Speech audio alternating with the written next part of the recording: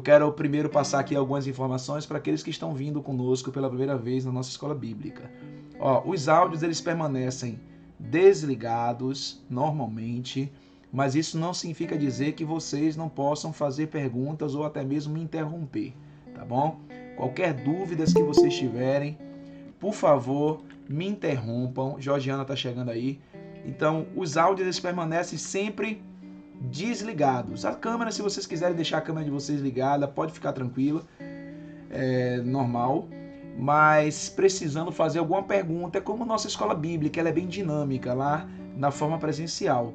Precisando fazer alguma pergunta, sentindo alguma dúvida, alguma necessidade de perguntar, você pode ativar o seu áudio e fazer sua pergunta ou usar aqui também o chat. No momento quem está usando o chat aqui é Liliane, Elisângela, Roger mais cedo colocou algumas perguntas, colocou uma saudação no chat, a pastora Kelly. Vocês podem fazer as perguntas tanto pelo chat como de forma audível aí com o seu microfone, tá bom?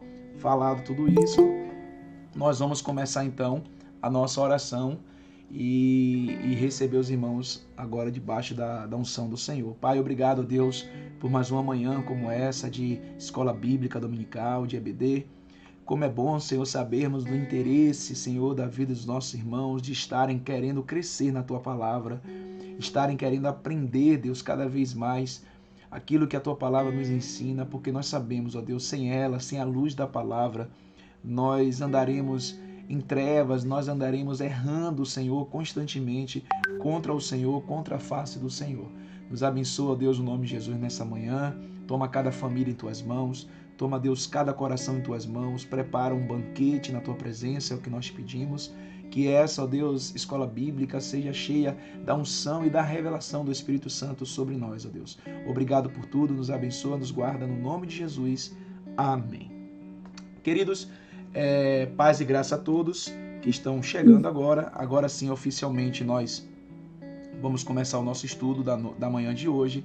Eu estou colocando em tela aí e vou compartilhar com vocês esse esboço que nós fizemos para organizar melhor. Ele está no Word, né? Tem como eu compartilhar com vocês posteriormente.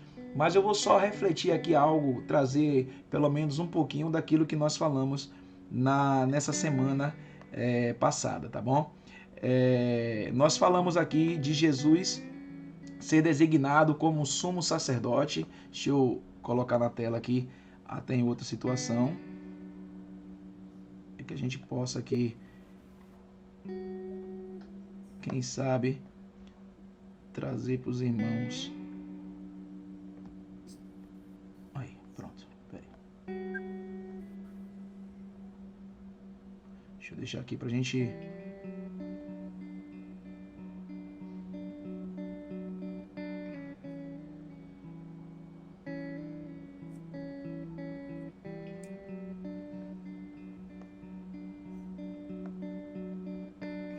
Pronto.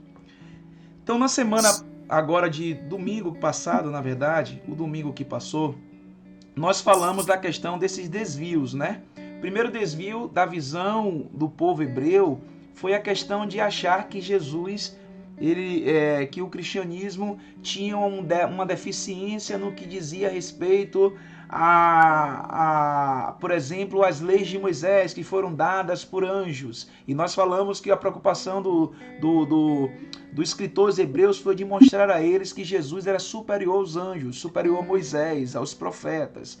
Depois, o desvio também da questão do sacerdote. Eles ficaram meio que preocupados, meio que também com dúvidas em relação a Jesus ser um homem e os sacerdotes serem aquela figura, aquela questão toda. Eles mostraram também, os escritores hebreus mostrou que Jesus, ele era o sumo sacerdote. A palavra sumo é acima, é um plus, é algo que quer dizer maior, né, do que o sacerdote, embora tenha as mesmas funções dos sacerdotes. Nós falamos na semana passada da estagnação espiritual, tá vendo aqui?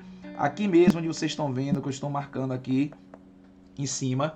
Nós falamos desses textos, né, que vai de capítulo 5, versículo 11, até Hebreus, capítulo 6, versículo 12.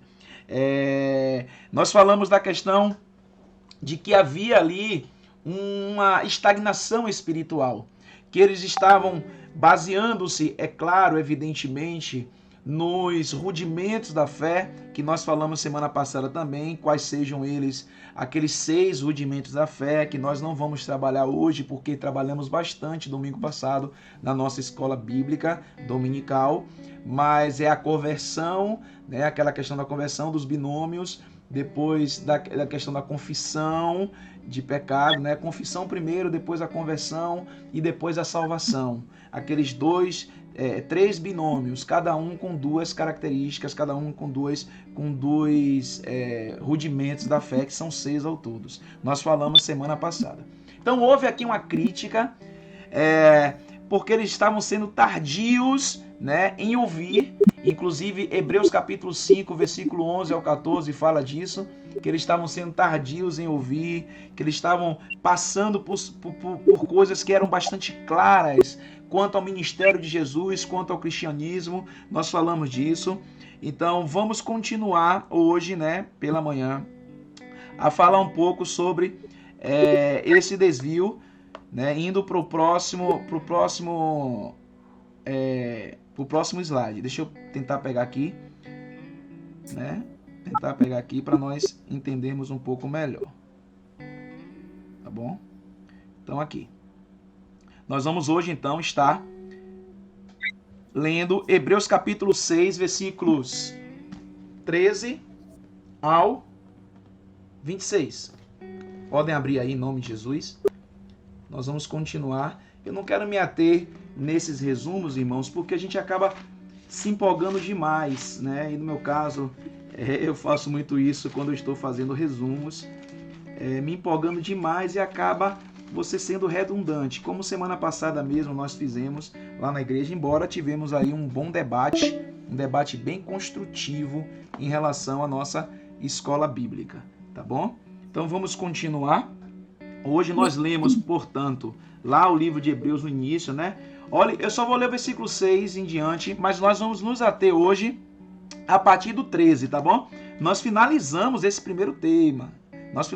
Hoje nós vamos falar sobre o perfeito e eterno sumo sacerdote. Mais uma vez ele fala sobre Jesus ser o perfeito e o eterno sumo sacerdote. Mas eu vou ler aqui Hebreus capítulo 6, que ele é curtinho, é bem básico, 20 versículos, mas nós vamos ler do 6 ao 13 para que vocês entendam como é que nós finalizamos semana passada.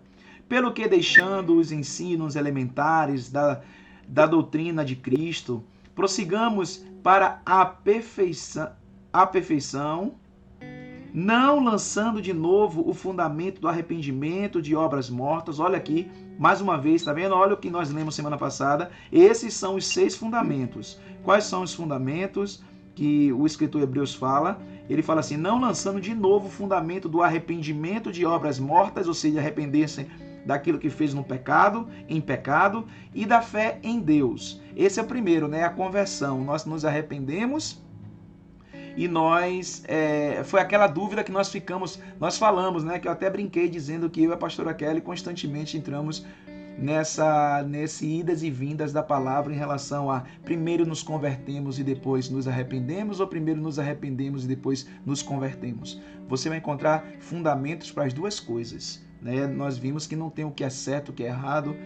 Eu acho que em relação a isso a palavra de Deus ainda tem certos esclarecimentos. Não quer dizer que ela não nos esclareça. Às vezes nós não tivemos a revelação suficiente da parte disso, mas você vai encontrar fundamentos tanto para o arrependimento vir primeiro e a conversão vir depois, como a conversão vir primeiro e o arrependimento vir depois, dentro disso aqui, porque ele fala aqui, ó, o arrependimento das obras mortas e a fé em Deus, ou seja, primeiro o arrependimento, depois a fé. O ensino sobre o batismo, nós falamos o ensino sobre o batismo é uma ordenança, mas o batismo também é você deixar tudo do velho homem para trás, é um novo nascimento. E a imposição de mãos como a confissão de pecados, como nós falamos aqui. E sobre a ressurreição dos mortos e do juízo eterno. Esses são os seis rudimentos da fé, divididos em 2 binômios cada um, 3 binômios ao todo. E assim faremos, se Deus o permitir. É impossível que os que já uma vez foram iluminados provaram o dom celestial, se fizeram participantes do Espírito Santo e experimentaram a boa palavra de Deus, e os poderes do mundo vindouro. Aí ele diz aqui, ó, e depois caíram, sejam outra vez renovados para arrependimento, porque de novo estão crucificando para si mesmos o Filho de Deus e expondo a desonra. A terra que absorve a chuva que muitas vezes cai sobre ela e produz erva proveitosa para aqueles por quem é lavrada, recebe a bênção da parte de Deus.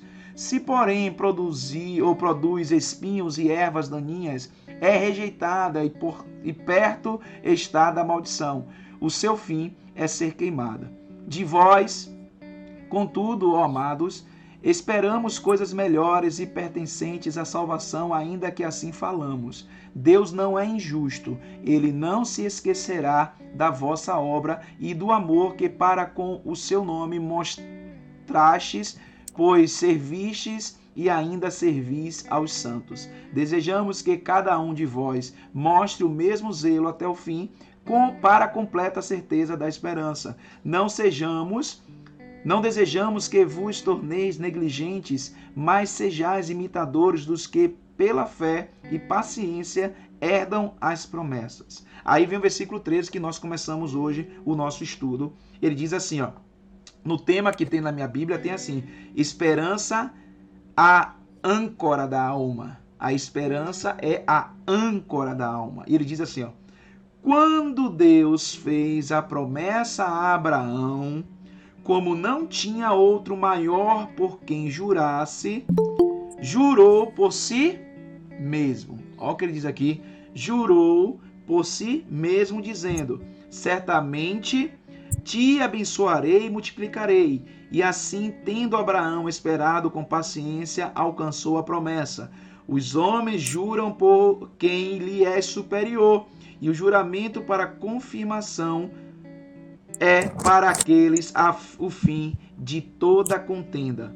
Aí diz aqui, ó, assim que, querendo Deus mostrar mais abundantemente aos herdeiros da promessa a imutabilidade do seu conselho, se interpôs com juramento. Deus fez isso para que, por duas coisas imutáveis, nas quais é impossível que Deus minta, tenhamos forte consolação. Nós, os que nos refugiamos em lançar mão da esperança proposta. Temos essa consolação como âncora da alma, tá vendo? Como âncora da alma, segura e firme, e que penetra até o interior do véu. Aí diz aqui, onde Jesus, como precursor, entrou por nós, perfeito sumo sacerdote para sempre, segundo a ordem de Melquisedeque. Mais uma vez, ele fala sobre segundo a ordem de Melquisedeque. Então eu coloquei aqui na tela, de forma introdutória, eu coloquei assim, ó, antes do terceiro desvio, que desvio é aquele desvio que nós falamos semana passada, que eles já deveriam ser mestres, que eles já deveriam não se apegar tanto às questões iniciais da sua fé, os rudimentos da fé. Nós falamos semana passada também na igreja, de manhã, aqueles que estavam conosco pela manhã, que ele não está destruindo os rudimentos da fé. Ele não está dizendo que o rudimento da fé não é importante. Pelo contrário, irmãos, os rudimentos da fé são importantes. Mas ele diz que não devem parar por ali, que nós precisamos avançar. A crítica aqui é que nós devemos crescer mais, que os rudimentos da fé servem para nossas vidas como base, por isso o nome rudimentos.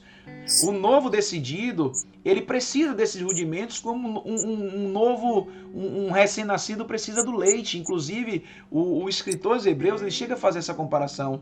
Lá, Paulo também faz essa comparação. Então, é interessante que a gente vê que há um desejo de crescimento, há uma ansiedade para o crescimento por parte de Deus também. Eu digo ansiedade no sentido de que Deus está ansiando para que nós possamos crescer na sua palavra. Deus deseja o crescimento na vida de todo crente. Então ele diz aqui, antes do terceiro desvio, desse desvio de sua mensagem principal, o autor, ele disse ainda que tinha muitas coisas que explicar sobre o sacerdócio de Jesus. Lembra disso? Lá em Hebreus capítulo 5, versículo 11, abra sua Bíblia, diz assim, ó, a este respeito, temos muito o que dizer, mas difícil interpretação porque vos tornastes lentos para aprender. Ele encerra praticamente lá no capítulo 5, versículo 11 de Hebreus, sobre o assunto do sumo sacerdote. Ele encerra ali com esse texto dizendo: eu poderia falar muitas coisas sobre Jesus ser o sumo sacerdote, mas agora, neste momento, seria muito difícil vocês compreenderem porque vocês estão lentos em aprender. O escritor, de alguma forma, percebeu que naquele momento o povo de Deus estava focado em outras coisas que não a palavra, que não ao ensino. Então ele dá ali basicamente um start, uma pausa, e ele agora retoma esse assunto no capítulo 6, versículo 13 em diante. Isso é bom nós pegarmos, isso é um detalhe que aparentemente, quando nós olhamos para esse detalhe, você diz assim, coisa boba, besteira. Foi uma coisa que ele falou ali que fica meio que sem importância, né? É como se alguém não tivesse o que dizer e diz assim, ó, etc. Né? Eu sempre brinco com a pastora Kelly, quando alguém bota no outdoor, ou quando alguém bota em um cardzinho, né, um fly, como chama, e coloca lá o anúncio de coisas que está promovendo, como um show. A banda tal, banda essa, banda aquela e muito mais. Não é verdade? Quando a gente ouve aquela palavra, ou lê aquela palavra e muito mais, a gente sabe que não tem muito mais coisa nenhuma. Acabou, as atrações são aquelas, mas as pessoas deixam sempre aquela intenção de deixar o povo na curiosidade. A princípio, quando nós lemos ali Hebreus capítulo 5, versículo 11, que ele diz assim, ó, muitas coisas têm a ser explicado, mas eu não vou fazer isso porque vocês são lentos em aprender, parece que ele está usando essa estratégia. Não tem mais nada a dizer, mas vai falar isso para que deixe no ar alguma coisa, o que não foi verdade. Ele começa aqui o capítulo 6, versículo 13, falando novamente do sacerdócio, do sumo sacerdote Jesus, da classe, mais uma vez, da ordem de Melquisedeque. Então, me parece que esse assunto é muito importante. Me parece que a ideia de Jesus ser o sumo sacerdote, da ordem de Melquisedeque, tem muito a nos informar, tem muito a nos dizer. E nós precisamos aprender o que isso significa. Então, louvo a Deus porque o escritor aos Hebreus ele continua trazendo a revelação da parte de Deus em relação a esse tema de Jesus ser o sumo sacerdote e de Jesus ser, né, não somente o sumo sacerdote, mas tem uma ordem clara, que é a ordem de Melquisedeque, que nós já pincelamos lá no passado e vamos continuar a pincelar. Inclusive no versículo 7, ele vai trazer essa ordem, a clareza mais ainda em relação a isso. Não vamos ainda entrar nisso, hoje nós vamos tentar encerrar esse tema aqui. Então aqui, agora ele volta ao assunto, mostrando a posição do Filho de Deus como perfeito e eterno sumo sacerdote. Essa foi a introdução que nós fizemos aqui para passar para os irmãos. Então, irmãos, eu dividi alguns tópicos, o nosso raciocínio hoje, tá bom? Como eu disse, nós vamos estar passeando um pouco nas Escrituras Sagradas em relação a esses temas. Mas eu fiz alguns tópicos. O primeiro tópico, eu quero demonstrar, e a palavra de Deus quer demonstrar para nós também na manhã de hoje, a confiança vem da fé em Deus, pois Ele fez a promessa. Então eu quero tocar nesse assunto. De onde vem a confiança do crente? De onde vem a confiança dos evangélicos? De onde vem a confiança dos filhos de Deus? Essa é a primeira pergunta. E a Bíblia aqui, em Hebreus capítulo 6, versículo 13 ao 20, que nós lemos agora, que é o objeto de estudo, nós dividimos o capítulo 6 em duas partes. Semana passada, domingo, foi a primeira parte. Hoje, eu devo parar, me ater nessa segunda parte, especificamente. Se pudermos adentrar no capítulo 7, nós vamos fazer isso. Claro que nós vamos fazer isso. Porque aqui eu não divido em grupos, né? Eu tento trazer uma dinâmica para nós encerrarmos assuntos por assuntos para não ficar pendência. Então, semana passada nós falamos da primeira parte, paramos ali e concluímos, graças a Deus. Hoje nós vamos falar da segunda parte, e essa segunda parte já começa a falar sobre de onde vem a fé, de onde vem a fé em Deus, né? A fé em Deus, segundo Hebreus capítulo 6, versículo 13 e 20, vem de uma promessa que ele fez. Essa promessa feita a Abraão. Estão lembrados lá da promessa de Deus a Abraão? Então, quando nós lemos aqui ainda no capítulo 6 de Hebreus, versículo 13 e 14, quando Deus fez a promessa a Abraão, como não tinha outro maior por quem jurar, jurou por si mesmo. Então mostra mais uma vez que Deus não olhou um sumo sacerdote e dissesse assim: eu vou jurar por Abraão, eu vou jurar por Isaac, eu vou jurar por Jacó, eu vou jurar por Moisés, eu vou jurar por não sei quem. Não, Deus não fez isso, Jesus não fez isso por não ter uma pessoa maior do que ele para jurar. E o juramento tem essa situação, viu, irmãos? Juramento é o que nós colocamos de mais valioso nas nossas vidas. Eu discordo um pouco quando as pessoas ficam jurando pela vida dos seus filhos, pelo seu marido, pela sua esposa.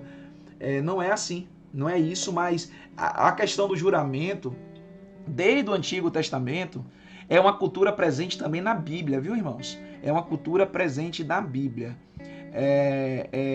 Havia a questão do juramento, você jurava por alguém que era maior, pelo nome de alguém que era maior. No passado, não tão distante aqui no Brasil ainda existe isso.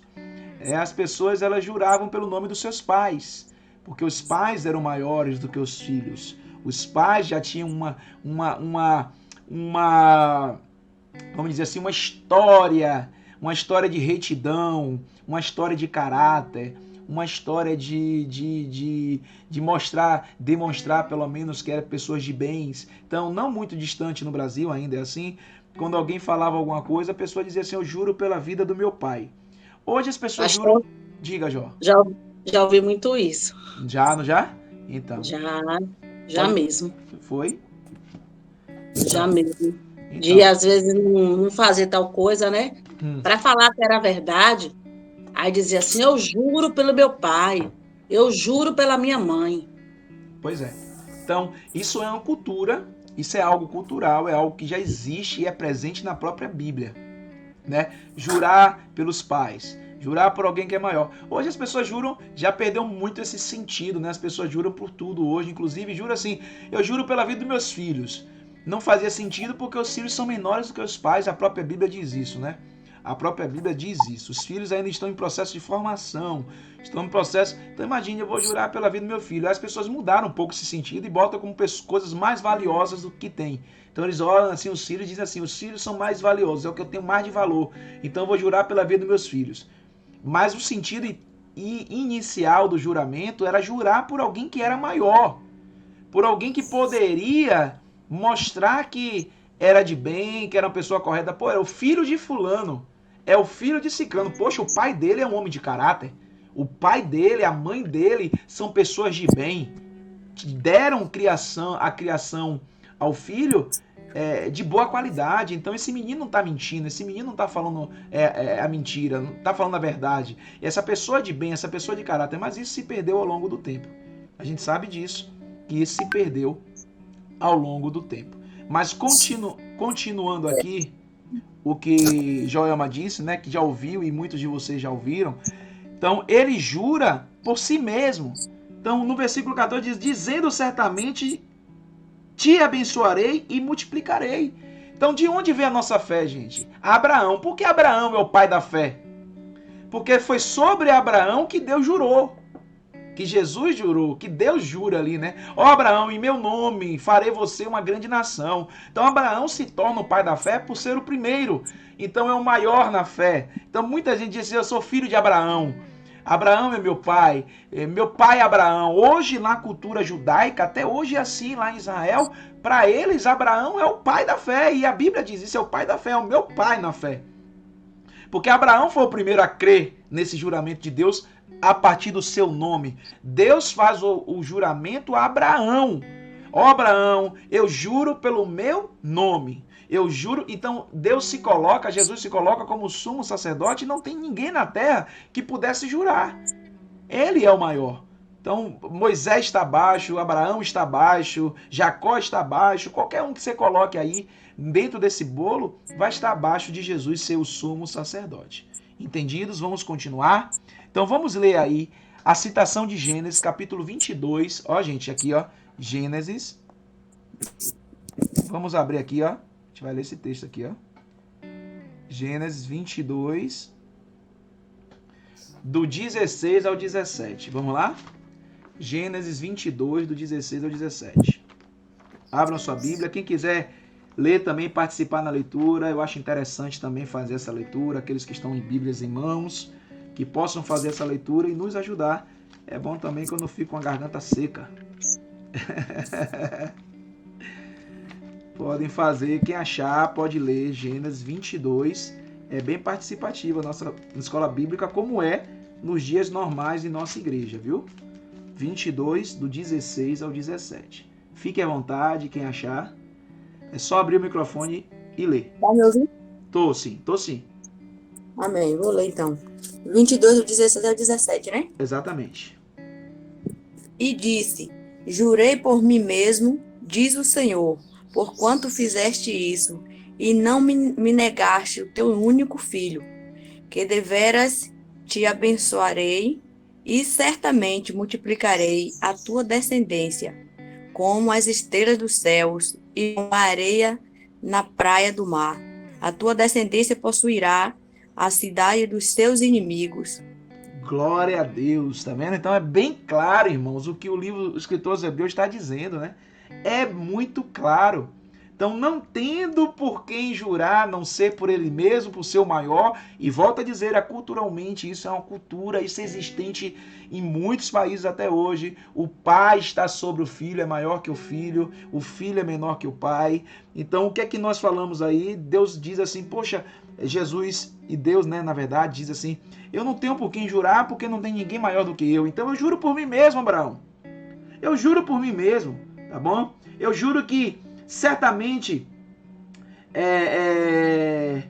ele diz aqui, né, que deveras te abençoarei e grandemente multiplicarei a tua descendência.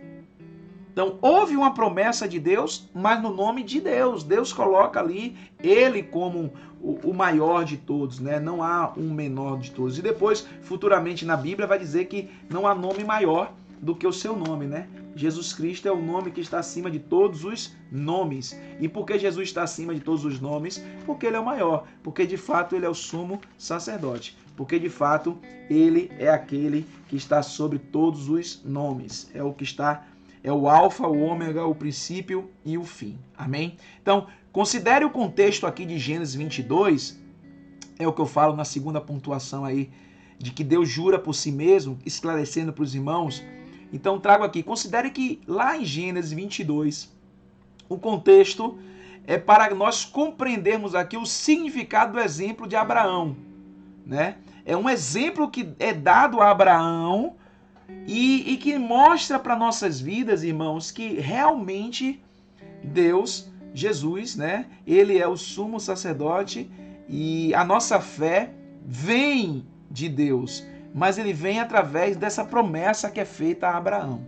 Com base nisso, nós continuamos seguindo aqui. Então, Abraão, ele esperou com paciência. No versículo 15 aqui, diz que ele espera com paciência. Lembra que eu disse que eu ia parar para falar da esperança? Semana passada, eu toquei nesse assunto chave aqui, viu? Eu toquei nesse assunto chave. A parte B. Eu disse, irmãos, nós vamos ver muita coisa semana que vem sobre essa questão da esperança. Porque assim, se de um lado nós temos uma promessa a Abraão, uma promessa feita pelo próprio Deus, de que Abraão seria multiplicado na terra, que de Abraão teria, né, a sua descendência multiplicada, que Abraão seria o pai de multidões, inclusive Deus muda o nome de Abraão. Por outro lado, e aí é legal nós entendermos que isso é presente também na Bíblia, em um contexto geral.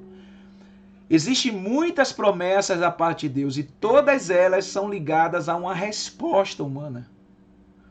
Eu gosto muito de trazer como exemplo lá 2 Crônicas capítulo 7.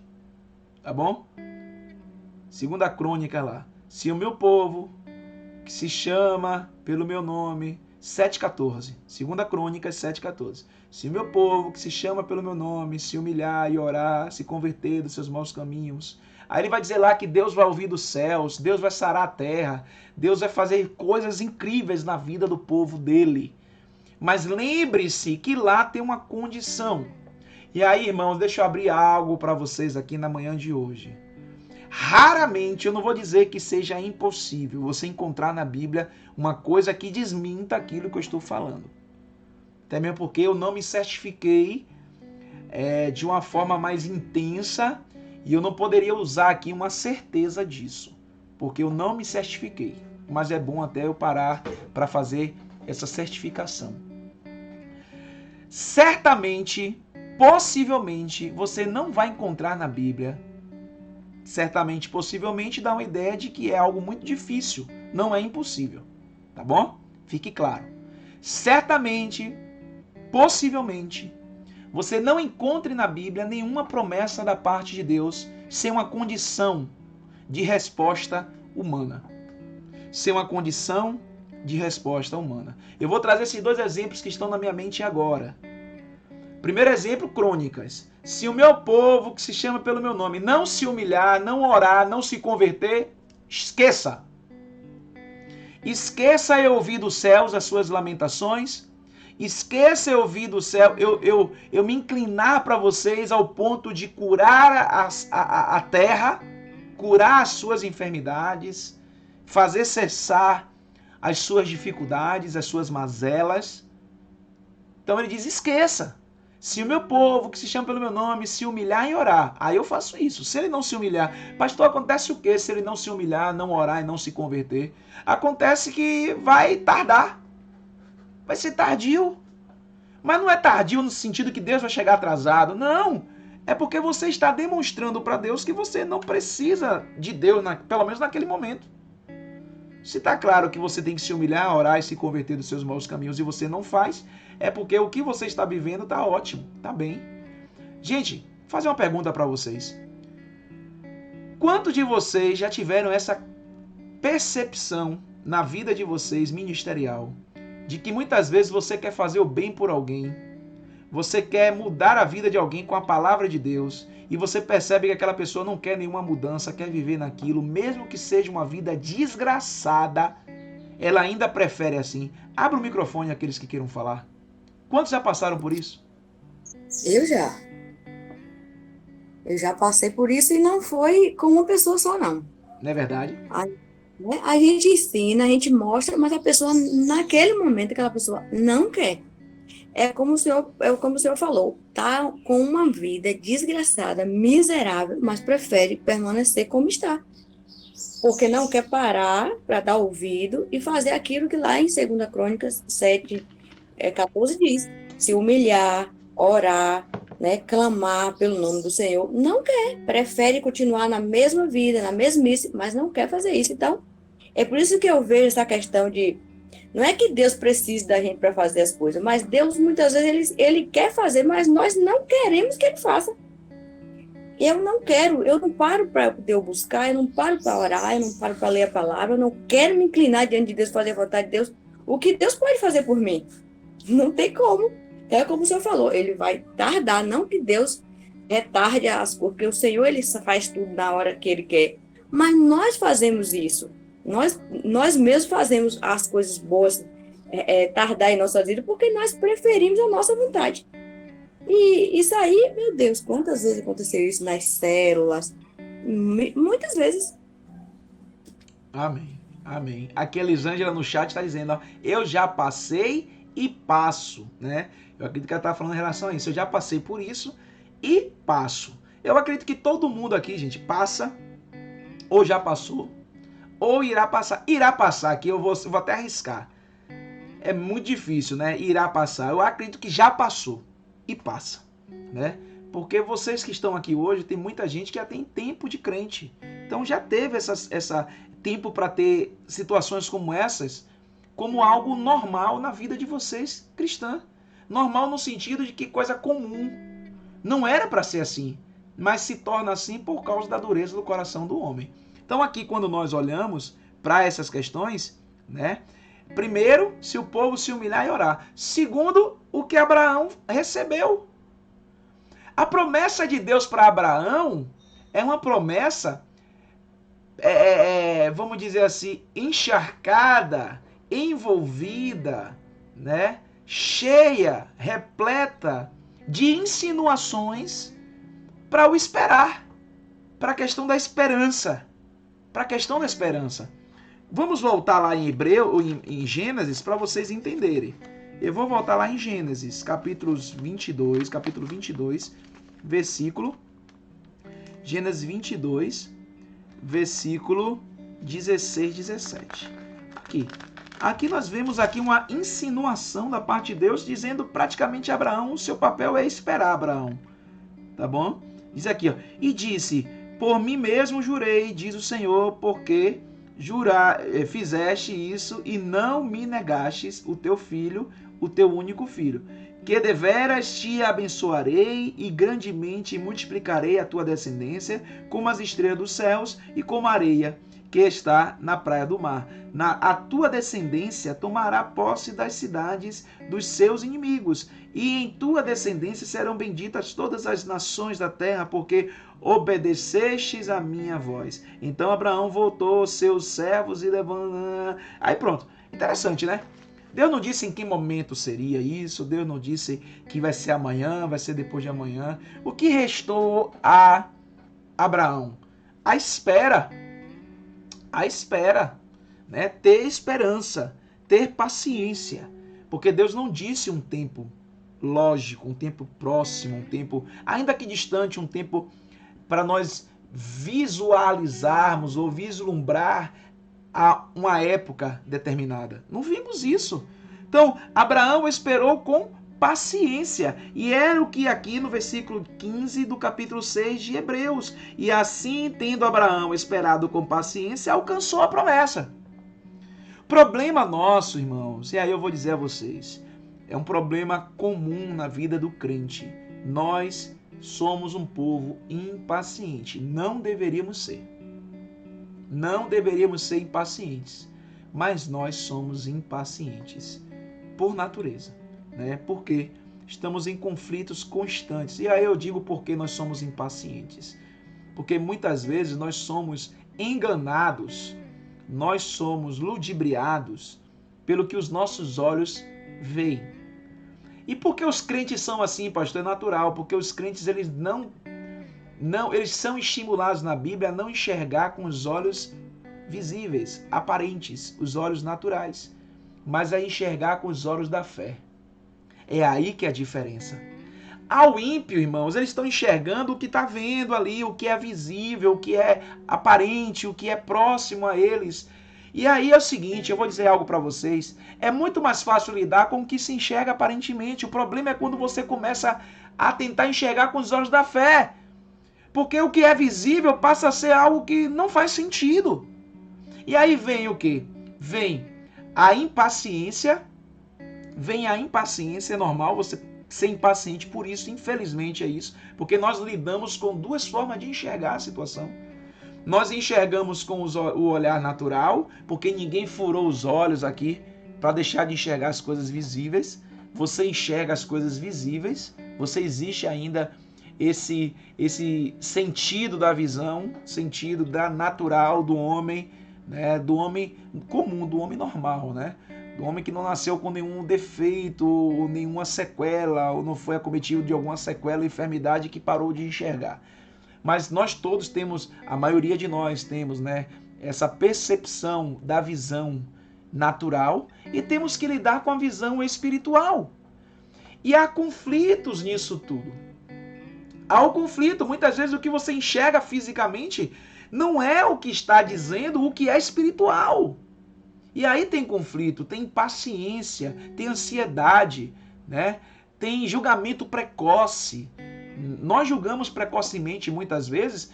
Às vezes é por falta de fé, sim, pastor, é falta de fé. Mas outras vezes é porque estão em conflito o que nós enxergamos espiritualmente e o que nós enxergamos naturalmente. E esse conflito, às vezes, nos faz ter precipitações, né? Discernimentos errados a respeito daquela situação. E aí você tem ansiedade, você tem impaciência. Abraão viu isso, irmãos, e aí eu quero contar com vocês. Abraão, ele ficou nisso durante 25 anos. Durante 25 anos, tá bom? Quanto tempo o pastor Abraão esperou? Na sua paciência, Abraão esperou por 25 anos. A promessa original até o nascimento de Isaac. Tá bom? Tá aí na tela. Tá bom, queridos? Tá aí na tela. Abraão esperou durante 25 anos a promessa. Porque é o seguinte, Abraão, eu farei você pai de uma grande nação. Abraão nem filho tinha. Abraão era estéril. Olha a situação de Abraão aqui, na questão do conflito espiritual e físico, como eu estou dizendo. O que é que Abraão olhava? O que é que Abraão enxergava aos olhos naturais, irmãos? Preste atenção. Preste atenção. Você precisa entender isso. Porque às vezes não é só questão de fé. Às vezes é questão de falta de filtragem, de saber o que é mais importante e o que enxergar naquela situação. Abraão, ele enxergava uma mulher estéril, uma mulher velha, idosa. Ele enxergava ele também como sendo idoso. Aos olhos naturais, um homem de quase 100 anos. Na época, Abraão já tinha 75 anos. Já era difícil. Já se sabia que Sara era uma mulher infértil, porque Abraão não casou com Sara aos 75 anos. Abraão casou com Sara na juventude. Então, Sara e Abraão já vinham tentando filhos há décadas. Eu poderia arriscar aqui pelo menos 3 a 4 décadas, né?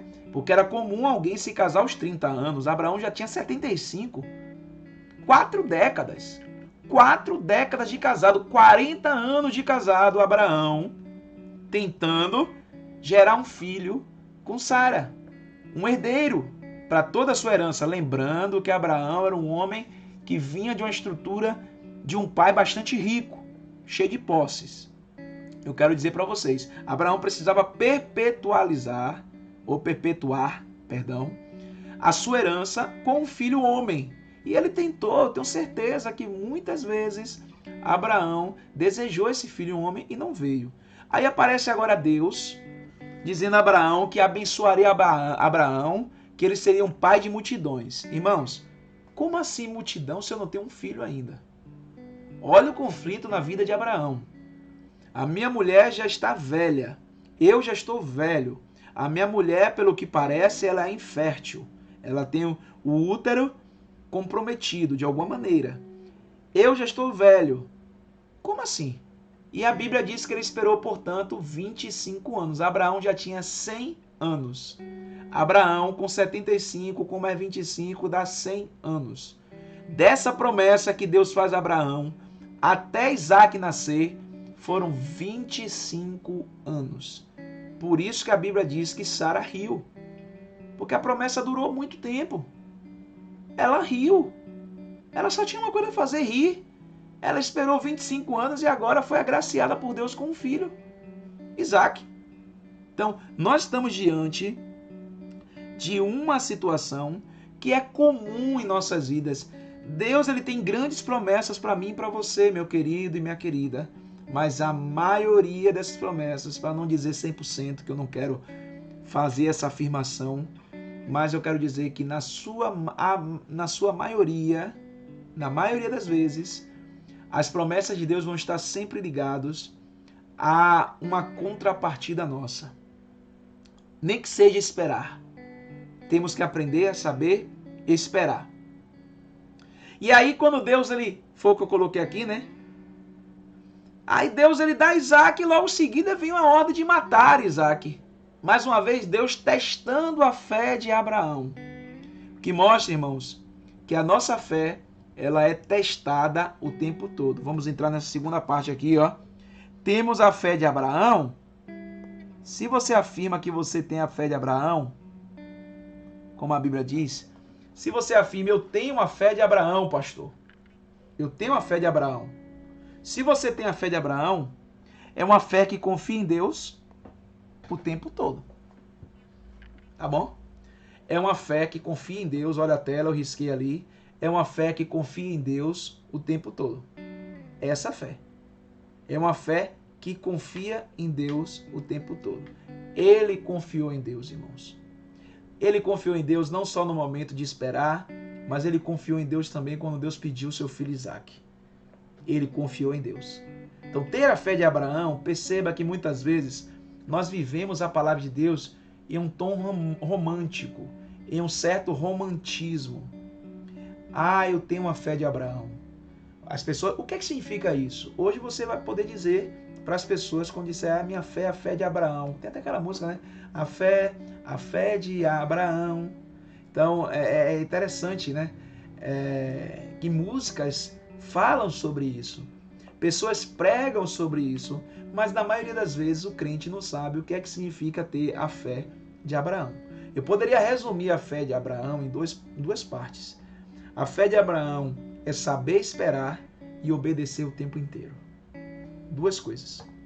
Duas coisas que você precisa ter para ter realmente a fé de Abraão. Saber esperar, e a primeira pergunta que eu estou fazendo para você que está aqui conosco hoje, você sabe esperar?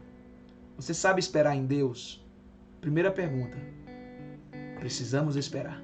Segundo, até quanto? Qual o nível de obediência que você tem em Deus? Em relação ao que Deus tem para a sua vida? Será que se Deus pedisse a você hoje um Isaac, seu filho, sua filha, né, uma coisa muito importante, não vamos nos apegar e nos ater apenas a filhos e filhas. Vamos nos ater a qualquer coisa que Deus pudesse nos pedir. Se Deus te pedisse hoje uma coisa muito valiosa, você seria capaz de dar a Deus sem questionar, como foi que fez Abraão?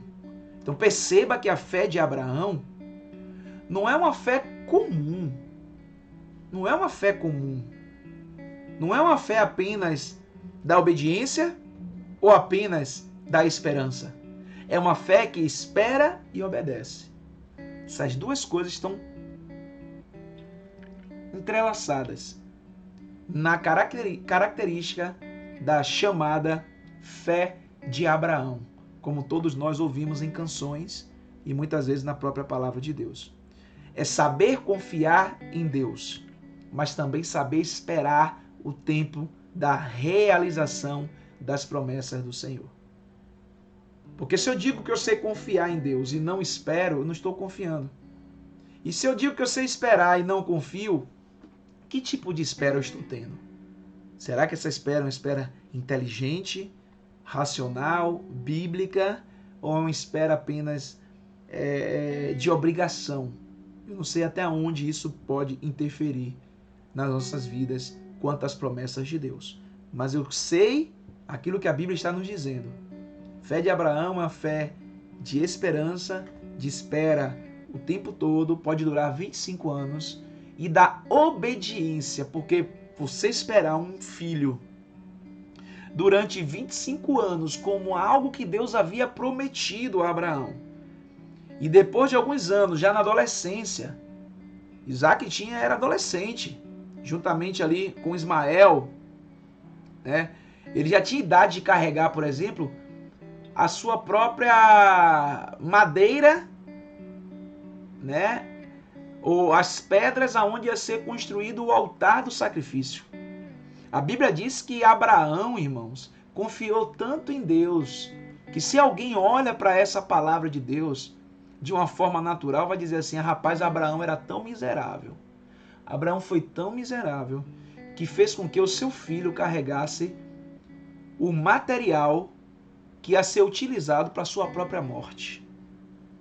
Porque a Bíblia diz que Abraão chama Isaac na adolescência e diz a Isaac que vai ter um sacrifício lá em cima do monte.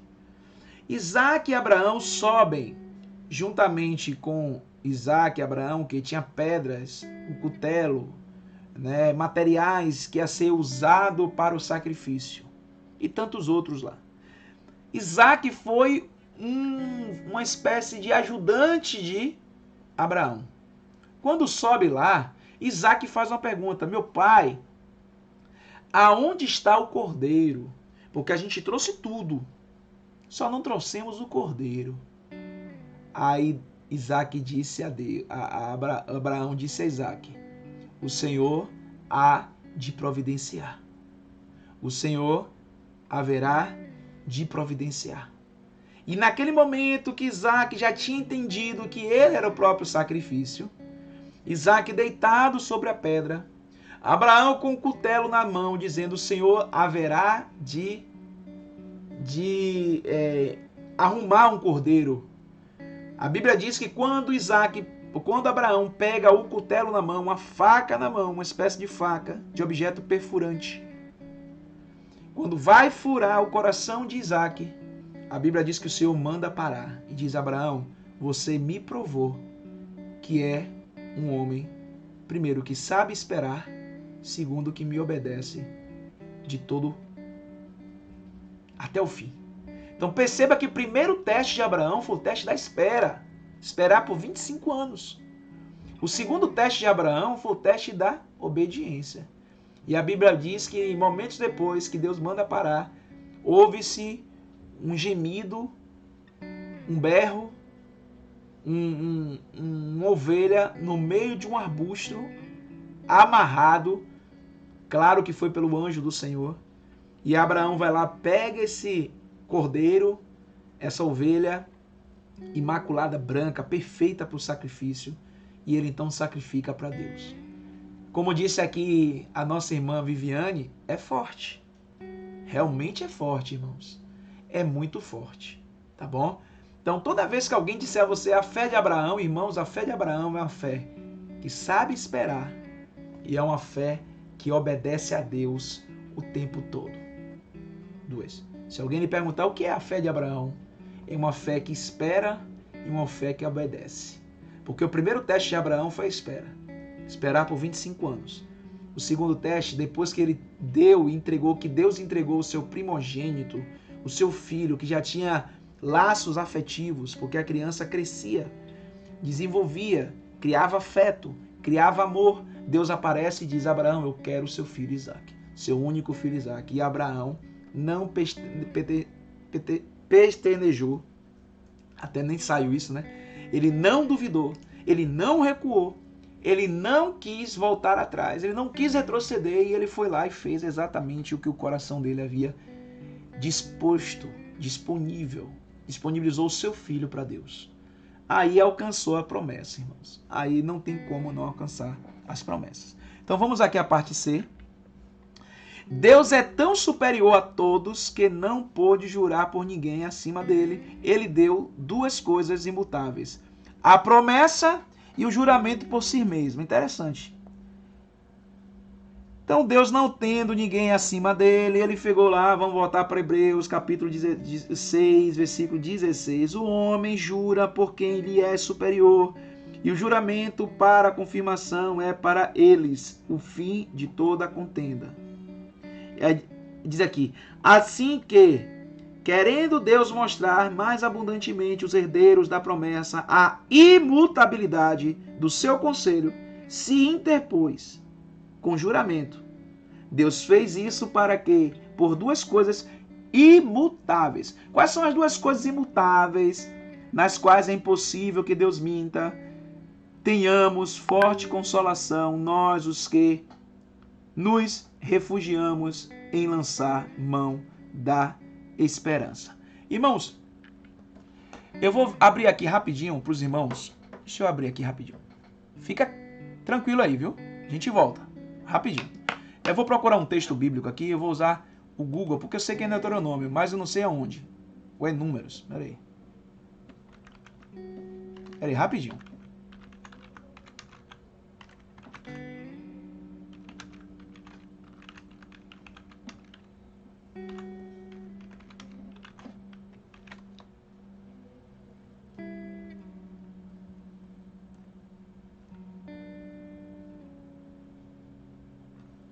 Rapidinho.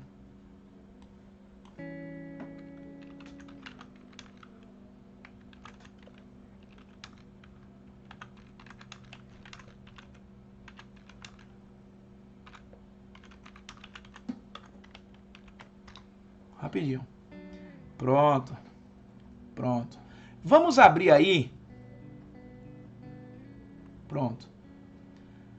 Números 23, 19. Vamos abrir aqui rapidinho, Números 23, 19, para você entender quais foram esses dois juramentos de Deus, que Deus faz a coisa imutável, tá bom? Números 23, 19. Vamos ver aqui rapidinho, irmãos. 23, 19, Números. Vamos abrir aqui o livro de Números. Pronto. Olha o que diz aqui, Números 23, 19. Deus não é homem para que minta, nem filho do homem para que se arrependa. Porventura, tendo ele dito, não o fará, ou tendo falado, não o realizará. Olha o que diz a Bíblia. Vou ler novamente. Números capítulo 23, versículo 19. Deus não é homem para que minta, nem filho do homem para que se arrependa. Porventura, tendo ele dito, não o fará, ou tendo falado, não o realizará. É sobre essa perspectiva da palavra de Deus que nós confiamos e nós temos a fé em Deus. Da fé de que se Deus prometeu, ele vai cumprir. Entendeu? Então são dois aqui, as duas coisas que Deus ele faz de uma forma imutável, que é a promessa de Deus e o seu juramento. Deus prometeu, ele vai fazer. E se Deus jurou por si mesmo, é porque não havia ninguém maior do que ele. Então nós temos essas duas confianças. Quando Deus fala, a sua promessa, a promessa de Deus, segundo o livro de Números, lá 23, 19, que nós lemos, né? Deus não é homem para que minta, nem filho do homem para que se arrependa. Tendo Deus dito, não fez. Tendo Deus prometido, ele não vai fazer isso. Espera aí. Então, duas coisas imutáveis. Se Deus disse, ele vai fazer. Segunda coisa, se ele disse, é porque ele é maior do que todos para cumprir. Então, duas situações novamente, mas duas situações aqui, duas coisas imutáveis. Deus não muda. Deus não muda. Vou até abrir aqui também, ó. Para você, ó.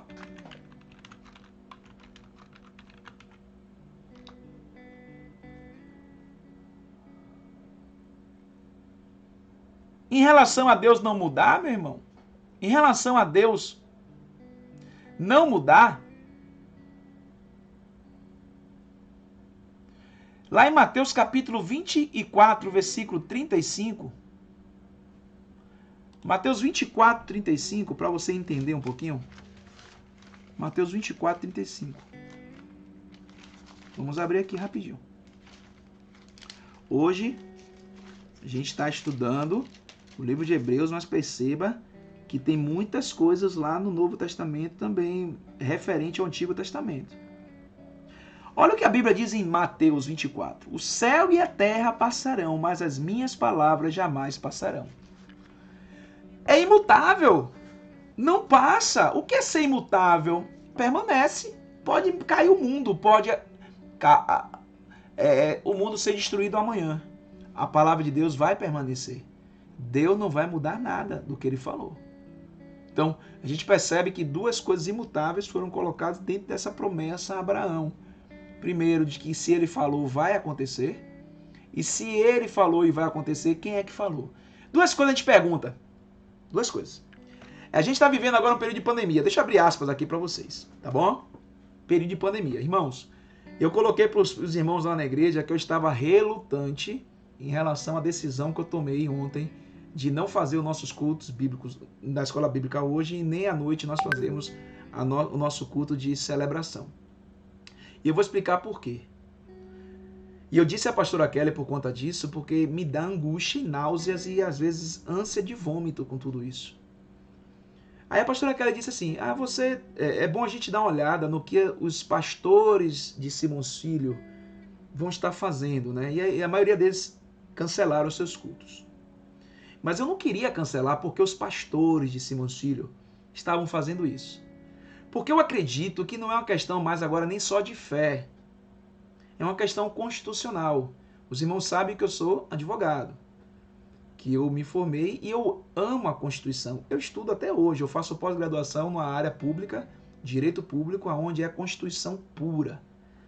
E eu sei que lá no artigo 5º da Constituição, os que chamam de cláusulas pétreas, que só podem ser mudadas com uma nova constituinte, uma nova Constituição, nem deputados podem voltar para cancelar. Irmãos, quando a Constituição diz assim, a cláusulas pétreas, você tem que entender o seguinte, para que ela seja mudada, alterada, uma emenda constitucional não pode alterá-la. Não pode. Só se formar uma outra Constituição. Cair tudo e surgir tudo novo. Só assim. E lá nas cláusulas pétreas do artigo 5º da Constituição, existem artigos que são guardiões do culto da livre expressão religiosa. Livre expressão religiosa. Os nossos cultos são expressões religiosas. Então eu disse a pastora Kelly, eu não tenho que olhar para pastores apenas porque eu também sou jurista. Eu tenho que olhar para a Constituição. Aí a primeira coisa que nós falamos é o seguinte, vai ser um decreto constitucional. Olhe como eu me sinto, irmãos, para você entender um pouquinho. Assim é na nossa vida, na realidade. Eu não estou fugindo do tema, não se preocupe, eu não estou fugindo do tema. Eu não vou adentrar em detalhes para os irmãos. Se quiser saber depois, me procura que eu falo. Mas assim, imagine a situação. Quando nós ouvimos alguém dizer alguma coisa, duas coisas vêm à nossa mente. Duas. O que ele está dizendo é verdade. E se ele está dizendo é verdade, quem está dizendo? Duas coisas. Porque não basta ser uma verdade dita por alguém que não tem, vamos dizer assim, não tem legalidade sobre aquilo. Eu posso falar para você coisas verdadeiras para você e dizer que eu vou garantir para você quando eu não tenho poder para isso. Então uma coisa é falar a verdade, a outra coisa é quem fala a verdade. Estou falando de uma forma jurídica, irmãos. Então quem está falando tem responsabilidade e a sua fala é uma verdade. Duas coisas. Aí eu vou para o caso do governador da Bahia. Duas coisas. Eu não sei se o que ele fala é verdadeiro, porque ele não me dá indício nenhum disso. Eu acabei de botar uma crítica no meu WhatsApp. Ele está querendo culpar a população das mazelas que é feito pelo governo federal, pelo governo estadual há décadas. Inclusive ele sendo 8 anos na frente. 256 leitos em Salvador, irmãos. Para 2.900.000 pessoas que vivem em Salvador. Vai dizer que é a população que está fazendo festa, que está gerando isso? Não! É óbvio que esse sistema ia falir, porque eles roubaram anos e anos, décadas e décadas do dinheiro público. Então eu não sei se é verdade o que ele fala, que ele é mentiroso. Segundo, ele não tem poder para fechar igreja nenhuma, porque o poder de fechar a igreja é uma constituinte. Duas coisas. Aí eu fico revoltado com isso. Não sei se é verdade o que ele fala, porque ele não é verdadeiro. Esses políticos mentem o tempo todo. São dados mentirosos o tempo todo. A mulher daqui agora, secretária de saúde de Porto Seguro, escaldando, falando que o governador tomou decisão de fechar Porto Seguro sem nem comunicar ao prefeito. E lá não tem casos de coronavírus, assim, está controlando. Ela disse que não vai fechar coisa nenhuma. O prefeito vai pagar multa de 10 mil reais diário, mas não vai fechar Porto Seguro. Aí eu coloquei lá aplaudindo, disse, é bom desmascarar o mentiroso do governador. Você está entendendo, irmãos? Eu não estou indo contra o governador, irmãos. Estou contra o que está se armando no Brasil.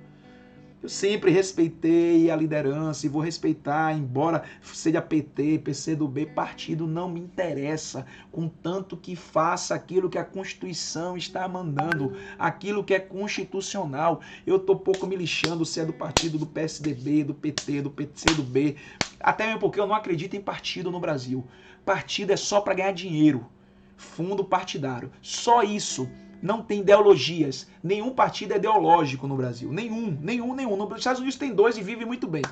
2 partidos. Nós temos mais de 20 partidos. Mais de 20 partidos. De pessoas que mudam de um para o outro facilmente. Hoje a oposição, amanhã a situação, hoje a oposição.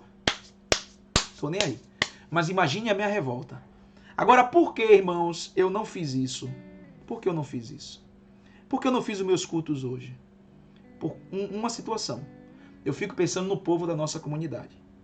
Se eu tivesse a totalidade do povo da igreja envolvido nessa causa espiritual, porque não é uma causa política, é espiritual, e eu tivesse o povo de Deus, ao nosso favor, como fizeram lá no livro de Atos, reuniões clandestinas, irmãos. Eles faziam reuniões em porões, em casas, podendo ser preso o apóstolo Paulo, ou melhor, Pedro foi preso enquanto Maria e os outros oravam para que Pedro e Silas fossem sair da cadeia. E você sabe o que aconteceu. O anjo do Senhor foi lá, abalou as estruturas, derrubou tudo e Pedro e Silas se picou. Ali foi porque era proibido o culto, irmãos. Eles foram presos para não ter culto e os cultos foram feitos dentro das casas. Nós vamos chegar a um tempo que a nossa fé vai ter que ser colocada em prática. Você está disposto a ir contra um governo federal, estadual, municipal, o que quer que seja, que queira proibir você do livre culto ao Senhor? Você está disposto a fazer culto clandestino? Vai chegar esse tempo. Mas a igreja precisa entender isso. Eu não posso fazer isso sozinho. Eu não posso forçar as pessoas a fazer isso sozinho. Eu posso instruir. Eu quero chegar a esse nível no futuro porque vai ser inevitável. Então vamos falar disso agora, porque vai ser inevitável. Nós precisamos entender que vai chegar o tempo que você vai ter a iminência de ser presa ou preso por causa da sua fé. Pastor Wagner está falando isso em 2021. Hoje são 28 de fevereiro de 2021, às 10 horas e 40 da manhã. A sua fé vai ser provada dentro desse contexto. Olha o que eu estou te dizendo. Então, eu estou com essa situação. Eu não quis forçar uma situação, até mesmo porque estamos no início. Vamos ver o que é que isso vai dar. Queira Deus que seja realmente de coração, que o governador esteja preocupado com a saúde e que ele queira melhorias nesse sentido. Eu vou apoiar ele. Estou apoiando ele agora. Estou apoiando o governador agora. Não era uma semana, não era esse final de semana, vai ser esse final de semana. Vamos lá, governador. Agora não me venha com essa história de que igreja não vai poder se reunir. Não me venha com isso, porque ele não tem poder para dizer isso. É uma cláusula pétrea constitucional que só uma outra constituição pode tirar da gente esse direito. Livre manifestação religiosa, ela é garantida na Constituição. Ela é garantida. E aí, irmãos, eu sabendo disso, conhecendo isso, estudando a Constituição como eu estudo, eu fico revoltado. Eu fico revoltado. E eu não entendo os pastores porque assim, poxa, beleza, tranquilo. É como eu estou falando, eu estou abraçando agora, irmãos. Eu estou abraçando agora. Eu estou dando um crédito ao governador da Bahia. Estou dando um crédito a ele. Mas se vier com essa história de fechar os cultos por não sei quanto tempo, tempo indeterminado, que vai ser isso, coronavírus, ó. Até mesmo porque se tem um povo que é obediente ao povo de Deus, vai para a igreja de máscara, usa o álcool em gel, tem um afastamento, está orando, deixemos nos abraçar muito por conta disso. Então o povo de Deus é obediente. Manda fechar os bares, manda fechar os transportes públicos, manda o que ele quiser. Mas a igreja não, a igreja está para ajudar. Vai chegar o tempo que eles vão descobrir que a igreja é a chave para um país, uma nação sair da lama, do buraco e do inferno que se encontra. A Sheila colocou aqui, o povo botou ele lá, então infelizmente ele está agora com autoridade. Ele está agora com autoridade, vírgula, ele não tem autoridade para fechar a igreja, Sheila. É só isso que eu estou dizendo. Constitucionalmente, só pode tirar a ideia de igreja funcionar a Constituição. Governo do Estado não é maior que a Constituição. Decreto não é maior do que a Lei Magna. A Carta Magna. É isso que eu quero dizer. Ele não tem autoridade para isso. Ele tem autoridade para outras coisas. Não tem autoridade para isso. O povo de Deus tem que aprender a votar. Vota com prudência. Não, eu acredito que nem é questão só de votar. Porque qualquer um que colocar lá vai querer dinheiro. E nós sabemos, né? Nós sabemos que é dado dinheiro a esses caras quando fecham cidades, porque eles entram em calamidade pública, eles entram em questões de necessidade financeira para custear, como foi agora, há meses atrás, R$ 1.200 para pessoas que não estão fazendo nada. Tem pessoas que precisam sim, mas tem pessoas que pegaram esses R$ 1.200 e comprou de carne, gente, fizeram churrasco, foi comprovado. Então, vota com prudência e não por benefício próprio, senão vamos sempre ter líderes corruptos. Eu já não acredito mais na política nesse sentido de que vai aparecer um anjo da guarda lá e que esse cara vai ser crente e vai mudar a situação. Mentira, não vai mudar a situação. Quem vai mudar... Ó, eu vou até chegar mais próximo de vocês aqui, olhar no olho. Sabe quem vai mudar a situação no Brasil? Nós, evangélicos. Escuta isso. Nós evangélicos vamos mudar a situação no Brasil quando nós entendermos o que é ser evangélico, referência, homens de Deus, mulher. A gente não precisa de política para isso. A gente precisa de Cristo. A gente não precisa de política para isso. Até mesmo porque você vai entrar num sistema que já está corrompido. Eu não acredito que um homem de bem faça diferença num cenário com 513 deputados federais, com não sei quantos deputados estaduais, com 19 vereadores, com prefeitos e vice-secretários, com ministros. Eu não consigo ver isso como uma pessoa fazer diferença nisso tudo. Não vai fazer. Não vai. Agora, a Igreja do Senhor somos muitos. Somos muitos. Você sabe que tramita no Congresso Nacional Brasileiro a ideia de proibir o nome de Cristo em repartições públicas? Você sabe o que é isso, gente? Proibir imagens religiosas, proibir o nome de Jesus em falas, em repartições públicas. Você acredita nisso? Já estão proibindo chamar o nome de Jesus no Brasil. No Brasil. Porque diz que é um país laico, não pode ter Jesus em nenhum lugar. É mole isso, gente. Você vai me dizer que isso não é espiritual? Pastor, posso falar uma coisa? Sim, diga. Eu nunca acreditei, nunca, que ia ter uma pessoa santinha que ia para lá e ia um político santinho que ia resolver o problema. Verdade. Eu penso assim, que o problema, eles nunca irão mudar. E nós precisamos realmente nos posicionar como um servo e entendermos também que não é só um coronavírus, é o início de tudo. Às vezes as pessoas estão falando, mas o pastor tem que entender, é só um dia, é só um final de semana. E quando será que isso vai passar? Ou se isso vai passar? A gente precisa estar ligado para entendermos que pode ser o início de uma perseguição, sim. E aí, a gente vai cruzar os braços e ficar em casa e começar todo mundo morrendo, como você falou. Não é que a gente não vá respeitar a lei quando de fato aquela lei for uma lei existente, não for uma mentira deles. Mas a gente tem que ter cuidado. A gente tem que estar atento e olhar com olhares espirituais para a gente entender que nós estamos já começando a viver algo que pode estar nos impedindo de estar na casa do Senhor. E a gente não pode aceitar isso. Temos que realmente ter muito cuidado com isso. Então, nunca vai existir um político para mudar o mundo, porque quem muda o mundo é o Senhor e nós com as nossas atitudes. Essa é uma grande verdade. E às vezes as pessoas estão dizendo, gente, é um decreto esse final de semana e tal, e como você falou, eles estão querendo dinheiro, e nós sabemos também disso. Então, eu não conheço nada de lei, mas eu entendo que é espiritual, sim. Pode ser algo que, se a gente não tiver cuidado, vai afetar sim a vida das pessoas, vai afetar sim a vida da igreja, sim. Nós precisamos estar orando e estar tomando posições contra isso aí. Isso é um fato. A gente não pode fechar os olhos diante disso, não. Porque muitas coisas virão e a gente vai estar com nossos braços, nossos olhos, nossos braços cruzados, nossos olhos espirituais, sem enxergar nada e achar que não é por causa do coronavírus. Não é por causa do coronavírus. E o coronavírus vai estar nos enrolando e a gente se atrapalhando todo. E aí, como vamos ficar, né? Verdade. Amém, verdade. E sem contar que, como eu sempre falo,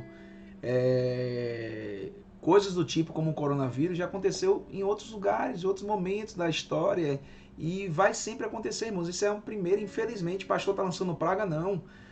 Pelo modo de vida que nós vivemos hoje, pela comida que nós comemos hoje, né, pela corrida farmacêutica de encontrar novas bactérias, novos vírus, isso está virando loucura, isso vai ser um inferno, uma misericórdia. Temos que orar, só Jesus. Deixa eu só finalizar esse assunto. Concordo, Veiva, coloca aqui o povo da igreja pecou muito na questão do uso da máscara, espero que volte a usar, concordo. Eu espero até que vocês que estão aqui comigo hoje nos ajudem nisso. Eu ficava bastante chateado em ver crianças na frente da igreja ali, porque é o seguinte, irmãos, bota na tua cabeça o seguinte, pastora Kelly está aqui hoje e pode confirmar. Eu sempre me chateei quando eu chego na igreja e vejo crianças com a pistola de temperatura e o álcool em gel na mão. Uma igreja que tem crianças e crianças tomando conta dessa parte aí é uma igreja que não pode ser levada a sério. Ninguém vai levar essa igreja a sério. Ninguém. A criança é porque está ensinando a criança é a única disponível. Se eu só tenho criança disponível na igreja, irmãos, coitado de nós como igreja. Coitado de nós como igreja. Ou os crentes da igreja tomam a consciência de ajudar nas prevenções, na organização do culto, ou não é nem, como igreja, não era nem para estarmos com as portas abertas. Porque isso não é responsabilidade de crianças. Eu chego lá, tem crianças com pistola na mão, de temperatura, de aferimento de temperatura, com álcool em gel, meus filhos, os filhos de Veiva, tantos outros filhos, porque ficam botando criança para fazer isso. Não façam isso, pelo amor de Deus. Isso é errado. Isso passa uma impressão de que a igreja não está tomando as medidas cabíveis. Concordo com o que Weber está dizendo, não é para deixar de uso, é para um policiar o outro, pedir ao irmão para que se coloque a máscara. Porque a gente vai perdendo ali, claro, vai perdendo a sensibilidade dessas coisas. O Ministério de Louvor lá, às vezes as meninas que estão tocando no microfone ali, beleza, tá cantando, tá o tempo todo baixando, mas estão ali isolados, estão mais na frente do povo.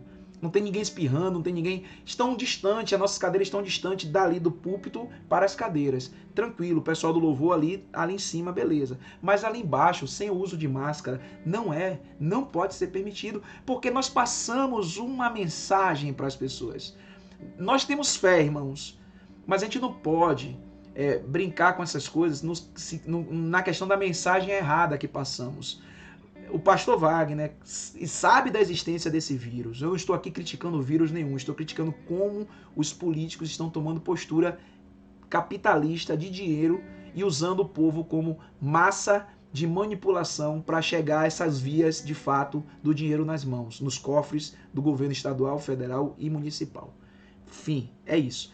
Então, assim, concordo, Veiva, é isso mesmo, temos que ter muito cuidado, tá bom? Muito cuidado com essa situação. Deixa eu ver o que Sheila falou aqui para nós encerrarmos, porque a gente entrou isso. Espero que voltem a usar. Aí Sheila bota aqui, temos que ser referência em tudo como cristão. Concordo com isso, pois Cristo é a nossa base. Perfeito, Sheila. Nós somos representantes de Cristo na Terra.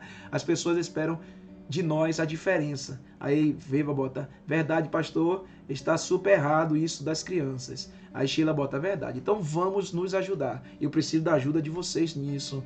Vamos voltar a ter nos nossos cultos separação de cadeiras. Eu quero sentar a partir de terça-feira com vocês e separar ali uma forma de botar as cadeiras separadas, as linhas, novamente, como nós fazíamos. Vamos ter isso. Vamos ajudar o governo, independente da situação que eles estão fazendo. Eu só não quero que proíba culto, gente, porque isso não vou entrar nisso mais não. Não vou entrar mais nisso não. Porque o povo de Deus é um povo obediente. Eles têm que se preocupar com o bar, o pessoal cheio de cachaça, que deixam de se cuidar. São esses. Lá na igreja a gente tem como nós nos cuidarmos. Temos como nos cuidarmos e termos nossos cultos tranquilamente, independente de coronavírus. Independente de coronavírus. Vamos fazer isso. Vamos fazer isso. Vamos ser mais rigorosos. Vamos fazer tudo. Bar, paredão, olha o que a pastora Kelly bota, bar, paredão, é verdade, tem que fechar isso, que a pessoa toma o seu primeiro gole, sua primeira pinga, esquece de usar máscara e fica sem usar máscara, cachaceiro, gente, a pessoa bêbada, é nojenta, beija, abraça, é isso que transmite, o cara tá feliz, tá em êxtase. Agora o crente é consciente, o crente são pessoas obedientes, porque aprende a obediência na palavra de Deus. Então não me venha governador, prefeito, se não mudar a Constituição, nossos cultos são livres manifestações religiosas, tá bom? Eu sinto que só então não contamino ninguém, kkk, fechar as carnalidades. Aí Célia bota isso das cadeiras e o outro ponto. Arrumamos e alguns irmãos derrumam. Célia, eu vejo isso de lá do púlpito, minha irmã. É difícil. São os crentes desavisados de domingo. São os crentes que não estão entendendo. Eu vou voltar a reforçar isso nos cultos, irmãos. Você encontrou a cadeira daquele jeito, deixe daquele jeito. Não bote junto, não mude. Fique separado, fique distante um dos outros. Viu, Célia? Eu já vi isso, Célia, eu já vi isso. É terrível. A gente vai ter que trabalhar muito nisso, mas os nossos cultos não vão parar, gente. Não pode parar. Porque o culto ao Senhor, a adoração ao Senhor, faz bem para a alma, faz bem para o espírito, e não queremos ficar mal espiritualmente falando e muito menos psicologicamente, tá bom? Essa loucura do corona é terrível. Vamos encerrar aqui rapidinho para nós encerrarmos essa parte aqui. Então, assim, voltando aqui para o que está na tela, eu vou finalizar esse tema rapidinho aqui, vou 5 minutinhos. A parte D, a nossa confiança em Deus e nas promessas dele é o que nos leva a alcançar a nossa esperança. Versículo 18 e 20, como nós lemos aqui, né? Deus fez isso para que, por duas coisas imutáveis, nas quais é impossível que Deus minta, tenhamos forte consolação, nós, os que nos refugiamos em lançar mão da esperança proposta. Temos essa consolação como âncora da alma, segura e firme, e que penetra até o interior do véu. Oh, glória a Deus! Então, a esperança é a âncora da alma, está aqui na tela. A esperança é a âncora da alma, e ela penetra além do véu, para alcançar o descanso prometido e esperado, né? Interessante que isso aqui, eu fiz essa questão, né, em outras partes disso aqui, e ela é trazida também lá em Hebreus, capítulo 3, 6, diz assim, ó: Cristo, porém, como filho, é fiel sobre a sua própria casa. Tá vendo? Essa casa somos nós, se tão somente conservarmos firmes a esperança e a confiança e a glória da esperança até o fim. Tá vendo o que ele diz lá? Vá lá em Hebreus 3, 6. Ele vai dizer que Cristo é fiel. Lembra que a gente brincou até que eu falei com Mari? Mari, ó, Cristo é fiel. Mari estava no dia lá na escola bíblica sobre isso. E ele disse que ele é fiel sobre a sua casa. Ou seja, e quem é a casa de Cristo? Nós somos a casa, tá bom? E ele disse que nós temos que conservar firmes a confiança e a glória da esperança até o fim, né? E Hebreus também 4:11 vai dizer aqui, ó: a esse respeito temos muito o que dizer, mas de difícil interpretação, porque vos tornaste lentos. Aí nós já falamos sobre isso. Vamos também à questão do 4:14. Hebreus 4:14. O alimento sólido, porém, é para o adulto. Oh, perdão, tô no 5, irmãos. Foi mal. É o 11.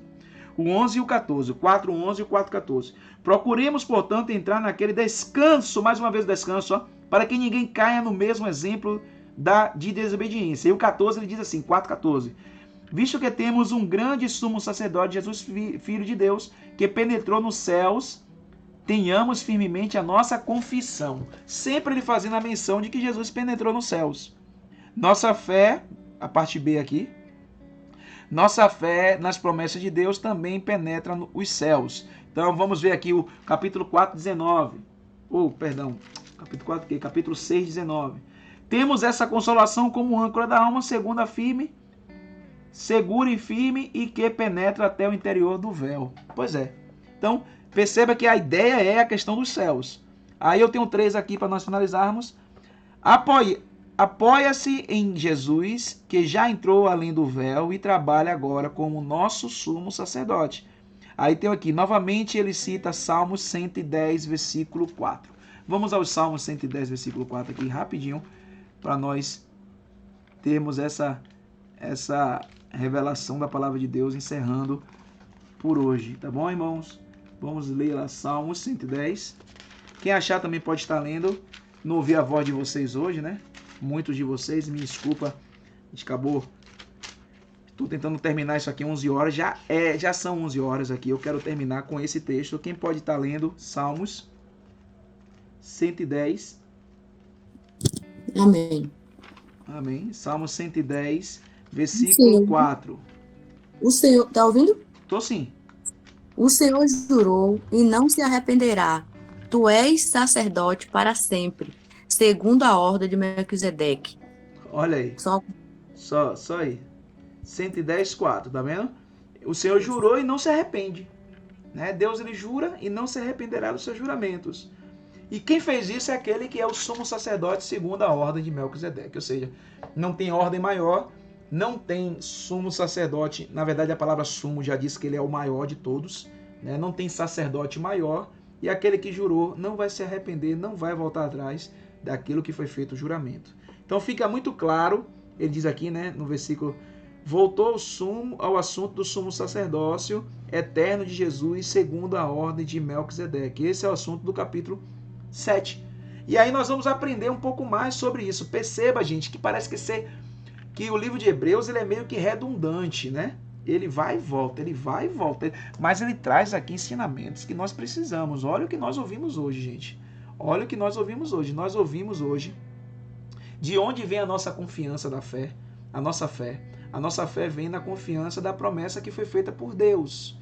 Mas a gente percebeu também que tem duas coisas quando alguém promete. Se o que ele promete é verdade e quem está prometendo. O que prometeu foi verdade, né? A gente viu no exemplo de Abraão. Abraão alcançou Isaac aos 75 anos, foi a promessa, e aos 100 anos ele alcançou Isaac.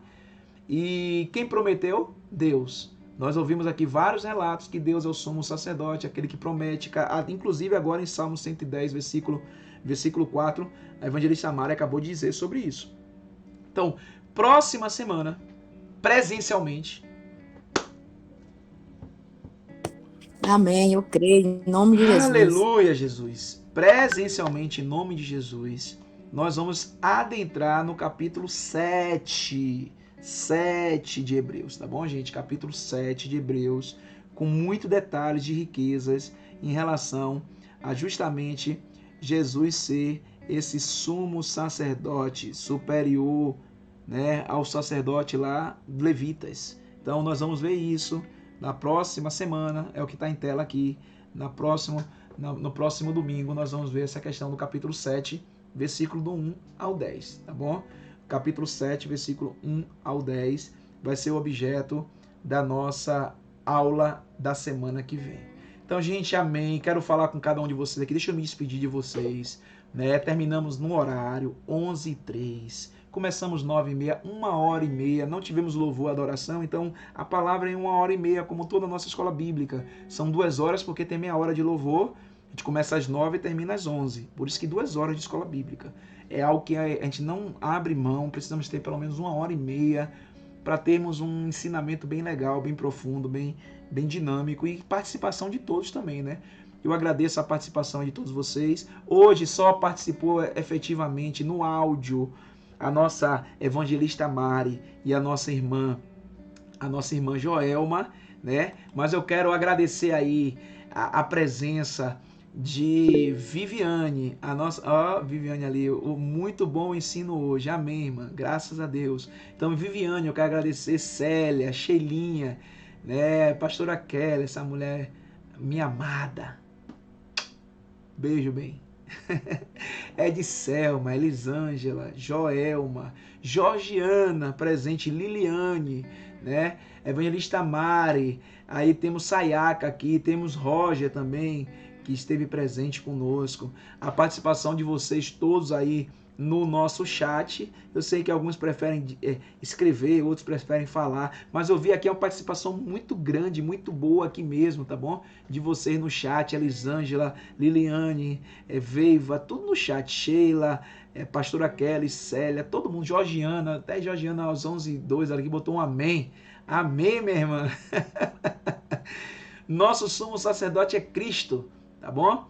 E aqui, eita, Cacá tá com moral, pastora, kkkk, e viva brincando aqui, e Georgiana, tá bom? Gente, esse estudo, ele foi gravado, eu acredito que foi gravado, vou dar uma verificada no áudio e vamos postar esse estudo bíblico no nosso canal do YouTube também, tá bom? Eu quero fazer uma série com esses estudos bíblicos, vou fazer uma formatação legal, tudo isso que foi falado aqui hoje vai estar lá no canal, se você quiser fazer uma reprise no canal do YouTube.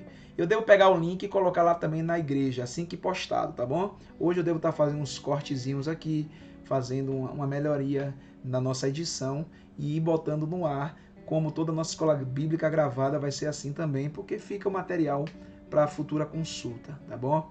Beijo no coração de vocês todos, que Deus abençoe. Deixa eu orar mais uma vez por vocês e me despedir em nome de Jesus. Pai, obrigado por esta manhã, obrigado pela vida dos nossos irmãos. Nos ajuda, Deus, a permanecer firmes e fiéis, constantes na obra do Senhor. Nesse momento de pandemia, também nos ajuda, Senhor, a nos levantarmos, Pai, com oração, com graça, com poder, assim como o Senhor derramou esse poder à igreja, para que a igreja fosse, como disse aqui, Senhor, a nossa irmã Sheila, referência, Pai, como ela escreveu, Pai, que sejamos realmente referência, que sejamos aqueles a serem imitados, aqueles que têm fé, essa fé de Abraão, aqueles que conseguem, Senhor, mesmo no momento de pandemia, trazer uma palavra de consolo e uma palavra de esperança para toda a humanidade, Deus. Obrigado por tudo, obrigado por todos, abençoa a família de cada um deles, dá um dia abençoado, embora não tenhamos à noite o nosso culto, mas que possamos nos reunir com os nossos familiares, questões de meia horinha, orarmos juntos por esse momento tão difícil que nós estamos passando e cantarmos louvores, hinos ao Senhor, estarmos, ó Deus, quem sabe trazendo uma palavra também de conforto dentro das nossas casas, que precisamos cuidar do nosso lar, precisamos cuidar dos nossos familiares, ó Pai.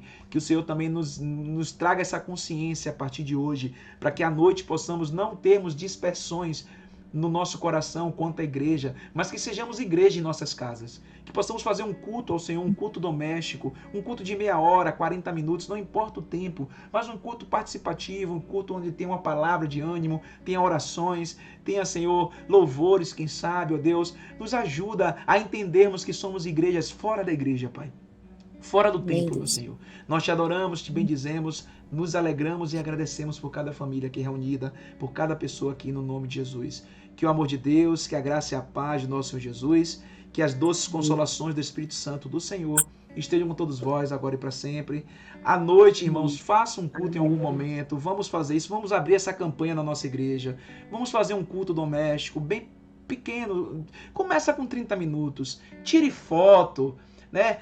Tire foto vocês orando, tire foto vocês, pelo menos uma oração faça hoje à noite, tá bom? Tire fotos e bota lá nas redes sociais de vocês, colocando e apontando as redes sociais da igreja. Vamos entupir disso para ver se o nosso povo também entende que nós precisamos estar conectados, tá bom? Vocês não concordam com isso? Precisamos estar conectados. Como é que nós conectamos? Com as redes sociais. Amém? Mari, quer falar uma coisa? Não, só isso mesmo. Então vamos fazer isso aí à noite, tira foto todo mundo, bota nas redes sociais e marca lá o Instagram da igreja, que nós vamos estar postando no Instagram da nossa igreja também, para animar o povo e continuar, mesmo nesse período de pandemia, conectados como igreja do Senhor, como comunidade batista renovada. Beijo no coração e até mais. Deus abençoe.